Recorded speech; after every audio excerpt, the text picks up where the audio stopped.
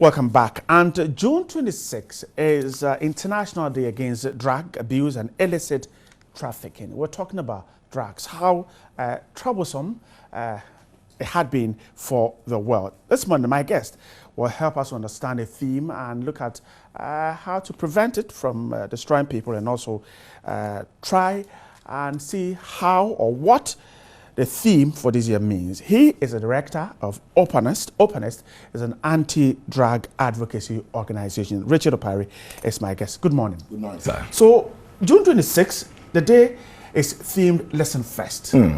Why Listen First? Yeah, Listen First, drug prevention among the youth and children. Basically, it's about prevention. It's about creating awareness. It's about letting people know the dangers involved in the use of substances. It's also about, actually the ignorance out there is quite big. Sometimes when you talk to people, they tell you all sort of things about drugs, especially marijuana, which is, most of the time the main problem. They ignore the dangers. Yeah, the dangers. And then for me, who is coming from the river, you've done drugs for several years and come off several years, and then knowing the in and out of drugs. I think that our organization is actually going a long way to ensure that this prevention thing is done through education, by way of creating awareness for people to understand, and then not start in the first place. Because if we have people not starting, then we don't have problem trying to, At least we're winning the battle halfway. I see. So prevention is a key thing here. It's a key thing. Prevention. When people, basically when people are not using drugs by way of understanding the dangers, then the rehab centers, I'm not saying rehab centers are not good. They are there, they are good, they are doing their best. We are also into counseling. We are helping people in that direction. But you see, the problem is getting out of hands, this time. When you get on our streets are flooded with drug addicts. Right.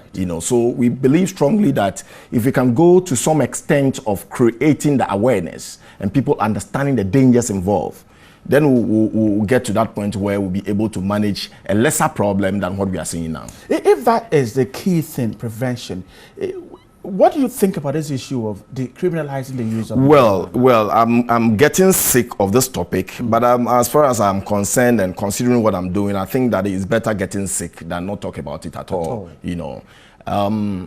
I think it's a debate that must not start in the first place, because let's take the US that has actually some states. Some states. I hear 2 states. Out of about 53 states. Why did they not, decriminalize or legalize in all the states? It means that, for me, I see them testing waters. It means that they are not too sure what the problem would be like. And I tell you, in our streets today, if we should say it's legalized, everybody has the chance to use, then we're having a problem. A certain amount. I keep saying that if we actually focus on what drugs will do for us, considering the benefits, because people talk about drug abuse, marijuana, the industrial, or whatever part of it. So if we focus on what it will do for us, considering the benefits, and we lose sight of what it will do to us, the consequences, then we are in a big trouble. I see. You talk about prevention, which we have agreed is key, but how is this education? How is this awareness creation? How is it being responded to? Are you getting the results? Are you getting what you want to get? Well, I think that we are advancing, because we have been in some schools already. We are in the church. In fact, this time around, the church is the target, because there's full of ignorance in the church. Everything is demonized. I see. Somebody has a drug problem and some auntie somewhere is responsible for it. But addiction to drugs is a disease, it's sickness. The person is sick. That is why even in the ghettos, somebody gets up in the morning and is in withdrawal. You say, "Chala, they take you, I won't go cure."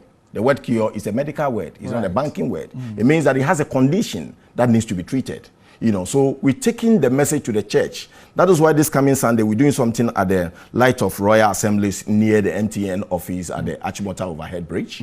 And then there's a way of trying to let the church also know and understand the dangers involved in the use of the church. We don't want to assume that once they go to church every Sunday, everything is well. Right. Because we have been there where we go to Sundays churches and come back and go to the Motulai and then have our beer and all of sort of that, the ganja, and to be able to sort of appetizer to eat, So Okay. the church is included this time around. Very Now, key. you asked about the way forward and how best we actually are advancing. We did a program in a school. A 13-year-old boy asked a very interesting question. He said he had been told by a colleague of his that when King Solomon died, at the upper side of the grave was germinated a leaf that was found out to be marijuana. For that matter, when you smoke marijuana, you become as wise as King Solomon. And if we hadn't been there to diffuse this particular one, I'm sure nobody wants to be stupid. He will start using drugs with the intention of becoming wise.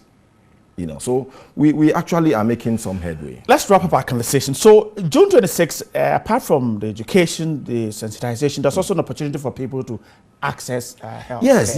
That's why we're here. Apart from the advocacy, we also are focusing on rehabilitation. In fact, we have affiliation with a lot of rehabilitation centers like Dafaric, like a lot of them in the system. And so we go there to actually help in that connection. So the public can actually reach us on 0244 152077. The number again, 0244 152077. And our doors are opened and see how best. People are crying, parents are crying their closets. They want help for their children and sort of things like that. So we actually use this opportunity or this occasion to see how best we'll be able to assist in that direction. Richard, thanks so much. Grateful once again for your time. He is the director of Opponist, an anti-drug advocacy organization. And 26 June, you can be part of the process. 0244 152077. You reach them and you can get the help you need.